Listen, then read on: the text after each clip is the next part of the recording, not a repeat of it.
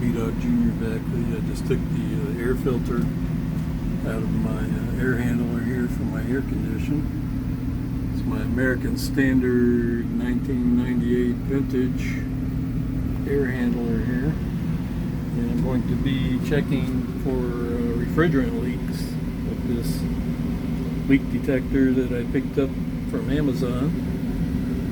Let me turn the AC off and we'll sweep that little instrument around and see if we can find any leaks.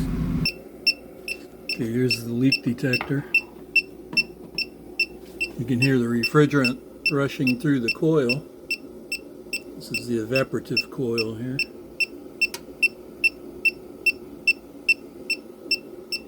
Can y'all hear the rushing?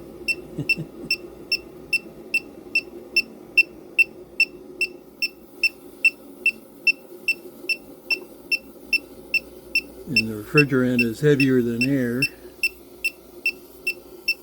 so I should be able to detect a leak from outside here, if there is one.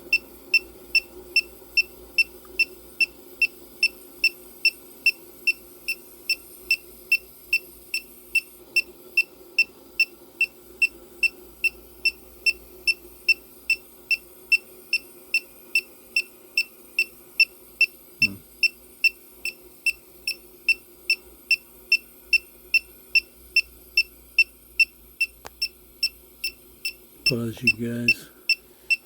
When I find one, I'll put you back on. Well, take my word for it. I was able to detect a leak with this leak detector yesterday when I tried it. I do have this can of refrigerant that I've been using for my truck. I've been using this stuff for about the last 6 or 7 years on my truck, R134A, and this system is actually R22, but it should be the same. It'll pick it up regardless of what type of refrigerant. So here we go. See? And the refrigerant's heavier than air, so it falls down to the level of the detector.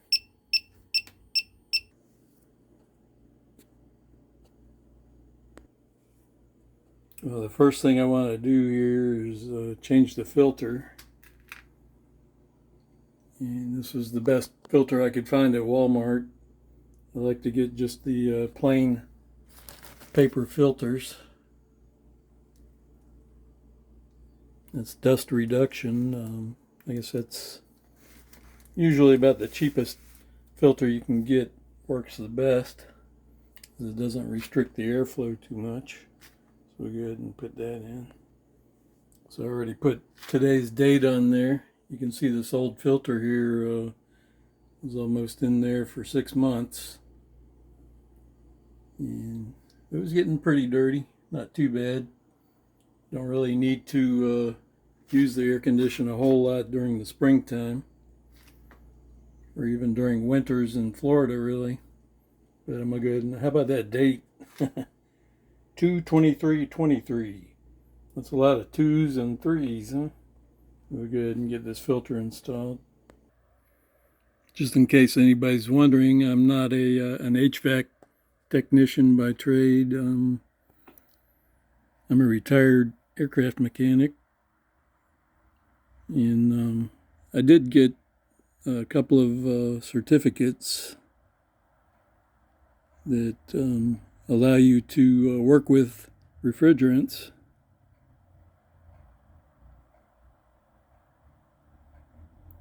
And that was just something that my boss wanted one of the mechanics to have, because we did have some aircraft that we worked on that were air conditioned and heated, of course. That's my aircraft mechanic's license and inspection authorization. That's expired now. It's only good for 2 years until you renew it, but the mechanic's license is good for life unless it's revoked. Those two gentlemen there, that's Orville and Wilbur Wright, who were credited with inventing the first flyable airplane successfully. This airplane here, I did an R12 to R134A conversion on it, and did the same thing on this one over here, which that's the same airplane there. And here's up under the floorboard of that King Air, which is actually a military surplus C-12. If you look close enough, you might be able to see the air condition evaporative coil underneath the floor there. Got all the floorboards pulled up. Anyway, my game plan, I plan on using this stuff here, Super Seal, Flex Inject, stops leaks permanently. If you have any refrigerant leaks in your HVAC system, it's good for a 6-ton unit, which is pretty well above what mine is. I think mine is like a 3-ton, 3 or 4. So we got to make sure the air conditioning system is running. Connect the red push button valve to the high side service port. Connect the blue low loss fitting to the low side service port. Okay. So I won't read the whole thing. But we'll go out there and get it done. Oh, my light's off. Hope y'all can see that. Turn the light on. There we go. I'll run over it one more time real quick in case you want to see it.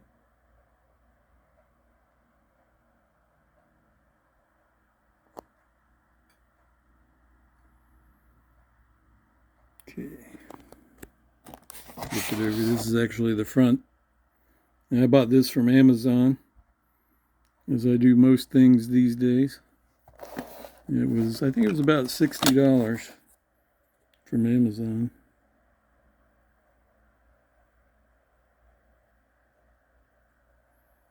And here's a diagram of my outdoor heat pump where the service ports are. It's got a high pressure control field installed accessory there. I'm looking for service ports. Okay, here's a vapor line connection and a liquid line connection. Okay.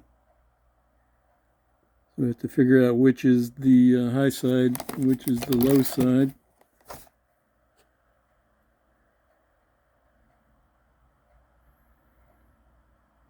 Connect the red push button valve to the high side. Connect the blue low loss fitting to the low side. So we'll go out there and see if we can determine which is the high side and which is the low side out there at my heat pump. Y'all hang tight. I'll put you on pause here.